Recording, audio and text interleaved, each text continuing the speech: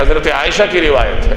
کہ حضرت فاطمہ کی نشست و برخاست، ان کا اٹھنا بیٹھنا، ان کا کلام کرنا، ان کا گفتار، یہ نبی کریم صلی اللہ علیہ وسلم کے ساتھ سب سے زیادہ مشابہت رکھتا تھا۔ حضرت فاطمہ کی چلنے کا انداز بھی جناب نبی کریم صلی اللہ علیہ وسلم کی طرح تھا، ان کا اٹھنا بیٹھنا، ان کے بات کرنے کا طریقہ کار، یہ سب کچھ جناب نبی کریم صلی اللہ علیہ وسلم کے ساتھ مشابہت رکھتا تھا۔ آپ کے نواسے حضرت حسن، یہ نبی کریم صلی اللہ علیہ وسلم کے ساتھ اپنی شکل و صورت میں بہت زیادہ مشابہت رکھتے تھے۔